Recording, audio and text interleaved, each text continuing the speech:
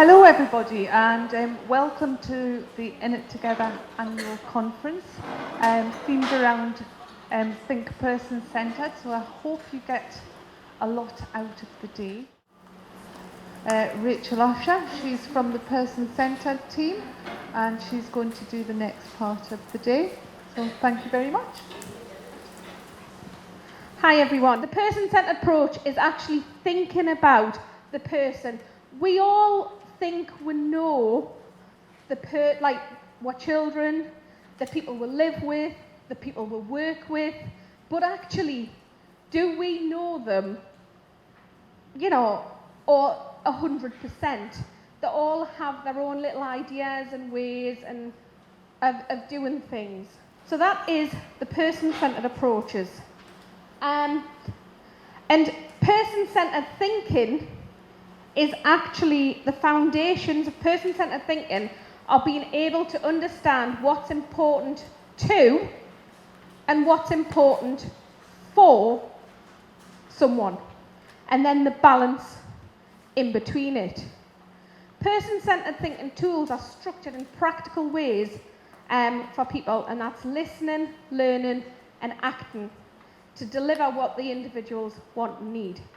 So, don't think you're going to spend the morning just listening to me rabbiting on. You're doing some work. So what I want you to do, you've all got on your tables, you've all got this piece of paper, what's important to me and what's important to the child, a partner, a parent, or somebody you may care for. Now, I know there's parents in here, I know there's carers in here. What I want you to do is on the what's important to, I want you to write down what's important to you as a person. So just write a couple of things down that are important to you.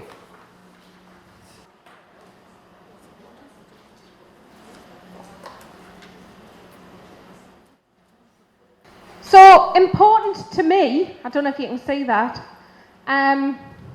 important to me is my dancing, camping, communication, and my pets. 6 snakes, 2 dogs, yeah, just a few various random things. So that's what's important to me. What's important to the person that you care for? Go on, somebody off this table. Frozen. Yep. Anybody on this table? Minecraft? Yep. Back table? Music? Yep. That back table? Having something to do? Yeah. So they are the important things to the young people that you maybe care for. My little cherub, the important things to him, I said to him this morning, I says, my mum's got you in that presentation. Let's see what you've done then. All right, again, for him, the most important things for him is he's dancing, he's Xbox, he's back, and chocolate. He can't live without chocolate. Actually, his mother's a bit the same, but never mind. So, but it is, so what's important to, and what's, for what's important to yourself and what's important to a young person can be completely different. So, what's important for you? So, if you flip your page, you've actually got what's important for you as a person.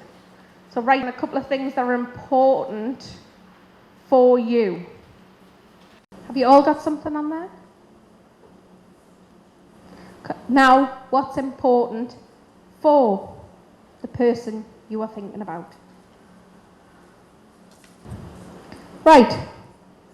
Have you all done that? So somebody going to tell us what's important for you. Getting enough sleep. Yep. This table here. Relaxing. Chill time, did you say? Yep. This table here. Keeping healthy. Yeah. Anybody else? Yeah. Providing for the family. Mm-hmm. Friends. Yep. So what's important for the person that you've thought about? Right.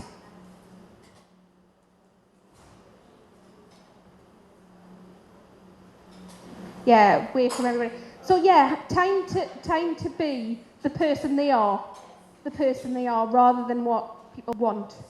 Yeah. Anybody else? Yep, having their needs understood and met. Anybody else? Enjoying downtime. Yep. So, you know, it is sort of thinking about. But people will say to us, what we would say was important for the young person may be completely different to what would be important for that young person. Because as I say, I went through this with my son this morning, and I said to him, I says, like, going back, I said to him, I says, what's important to you? So he went, you, Dad, Grandma, Granda, Neve. I thought, oh wait, at least the girlfriend's getting in there. And then he sort of went, dogs, snakes. So his understanding of what was important to him in that way was different to what I saw as what was important to him. I was quite pleased I actually went through it with him this morning, because it made us think, you know, actually people, the way people understand what's important to and what's important for is completely different. But a self-audit is sort of sitting back and looking and thinking, number one, what am I thinking? Number two, how am I feeling? Number three, what's important to me now? Now that might be actually to get some time out for myself, you know. And what's important, actually, it was number three is what's important to me now. Number four is what's important for me now. But the other thing is, number five, how am I getting in my own way? So what am I doing that's actually making it more difficult for myself? What do I need to do it differently? And how do I want to be supported? Now those are 7 questions that, okay, you cannot just go off and take this piece of paper and think, right, well, I'm just going to fill this in and I'll get the answers. But it may actually help you think on the right wavelength and just have a bit time out to yourself to do this. And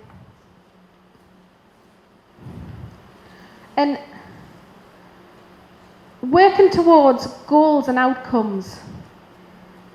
You know, it's always good to work towards goals and outcomes, even if the outcome may seem small to one person, it may be massive for another person. You know, so it may be something as simple as using a knife and fork for the first time. You know, somebody can do that, no bother, but the child or person sitting next to them can't do that. And for them to actually pick that fork up for the first time and put that into their mouth, is such an amazing goal, whereas Jenny sitting next door has done it all the time. So that parent wouldn't see that as a massive goal. We all have hopes and fears. And it's right to have hopes and fears, but we all need to, to understand them and actually, run with them.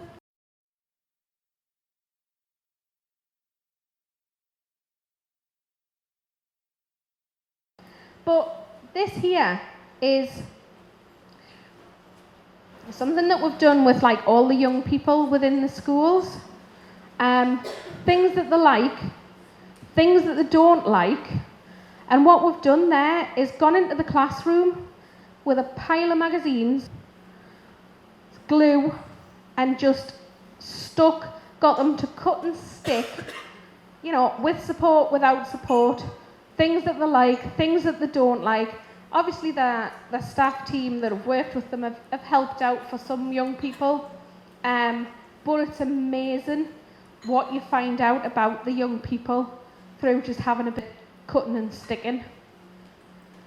And then what we did, and some of the staff will say, you'll never get them to do this next bit, mind.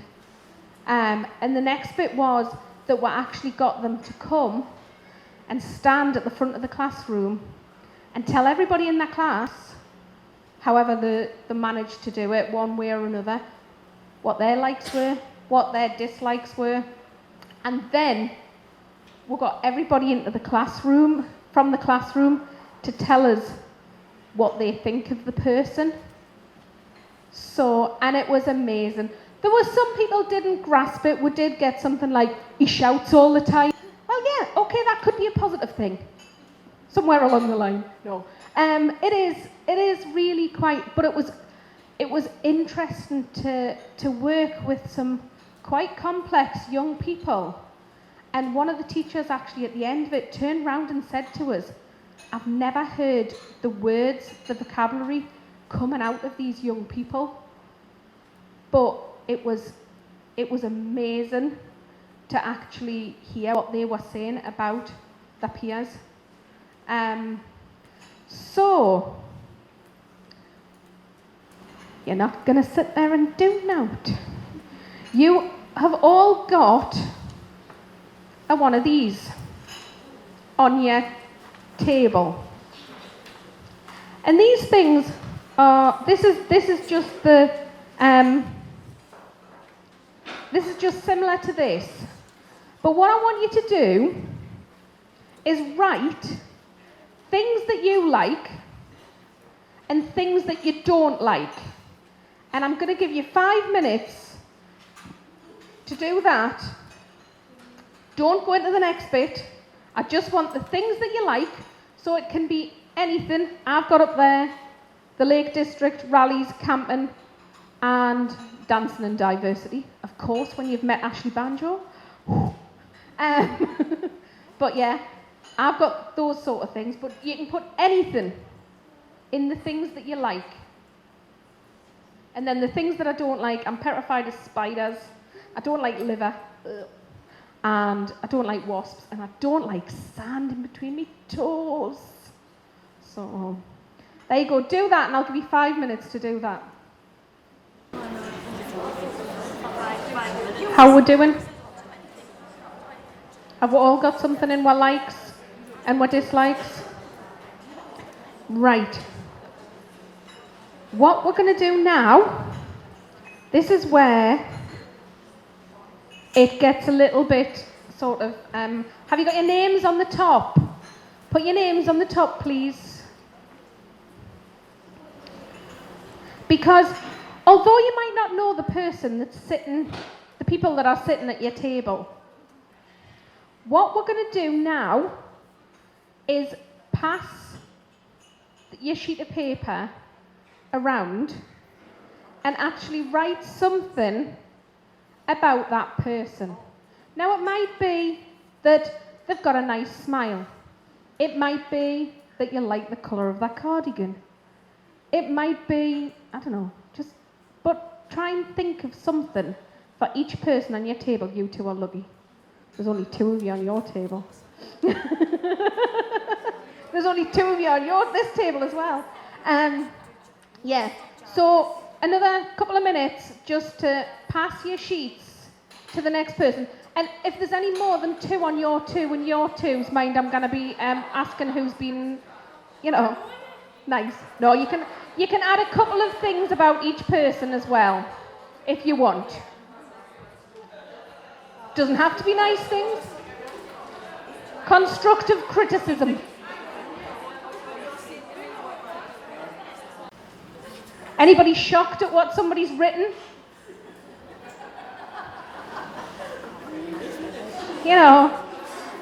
It's, are you pleased at what's been written? Yeah, because it's a positive thing. Now that is a big thing about person-centred planning, person-centred thinking.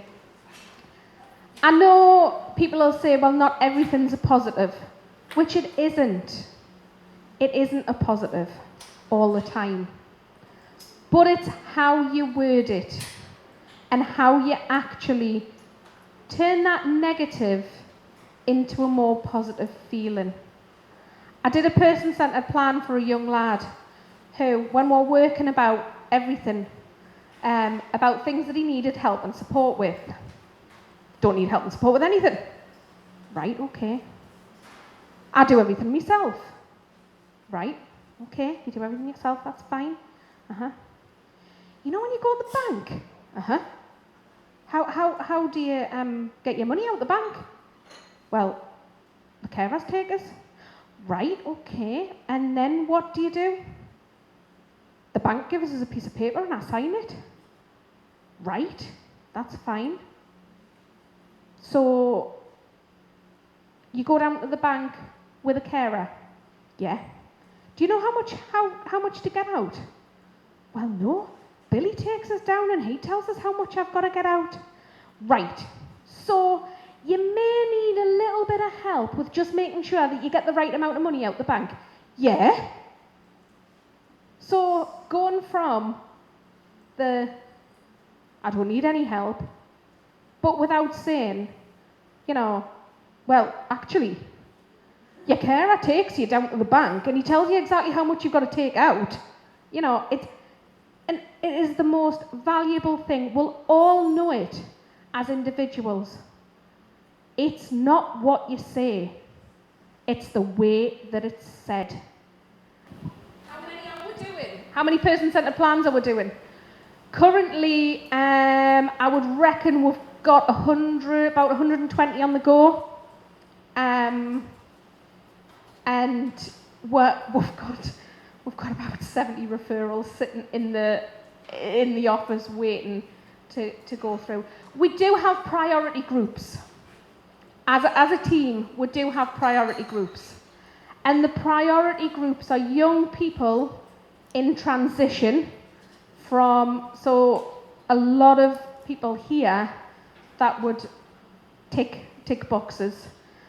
Young people in transition from schools to colleges, so 17 to 19, and then young people from colleges to adult sort of whatever they're doing that side of things. We've got people leaving hospital care, people with high support complex needs, people living with older carers over 60, because that is although a vital time for the young people, but it's a vital time if you're living with a carer that's in their 80s and you've lived with them all your life and they're the only people that know you. It's vital that we get in so that, God forbid, when something happens, you're actually, you've got as much information about that person.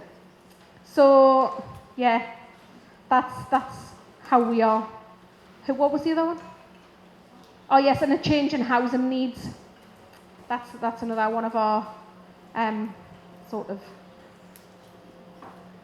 what do you call them? Priority groups. But that doesn't mean to say if you're not in that priority group, we are getting a lot of revisiting person-centred plans at the minute as well. which don't take as much manpower and time, she says, with her fingers crossed. Any other questions? Yeah. It was just following on from what Alan said before about the legal changes about extending support up to the age of 25 and reaching out to people who've got mental health needs as well as physical disabilities. I wondered what you're doing to reach out to that group of people and, you know, how you're kind of following that up. Well, that's an interesting one because at the minute we are the people that we work with are it is learning disabilities and as I say high support complex needs, and at the minute we haven't got the capacity with only 3 of us in the team to branch out into other fields. However, I don't know, it's above our head. Ideally, I think everybody should have a person-centred plan. You know, we should all have person-centred plans. One of my colleagues, she did her husband had lost his job, and they were decorating the house, and she did a person-centred plan on how he was going to find another job, and she put it all the way on the wall, and it was, you know, person-centred plans are so valuable. But as a team of 3, we can't. So it's completely out of our hands as a team. However, it needs to be shouted for from other people, professionals, that actually how valuable a person-centred plan could be. And then we may get a bigger team and may be able to do things. So I can't really answer that because we as a team do learning disabilities, high support complex needs. However, if somebody has got a learning disability, high support complex needs as well as a mental health issue, then they may get in that way to have a person-centred plan. So sorry, I can't really answer that, but you know, the more shouting that's done, the better. Anybody else? No? Oh, yes? Yeah. Pass. At this precise moment, Kirsty, we're working through it at the moment, and we've got to look at priority groups and see whether things are changing. But what we do tend to do is just try and work through people as soon as we can. So we do get to people as soon as we can. So that's that one. Right, I think that's... Well, I'd like to just, before we break for lunch, say a huge thank you to Rachel for coming along today and giving us all such useful information. So thank you very much, Rachel.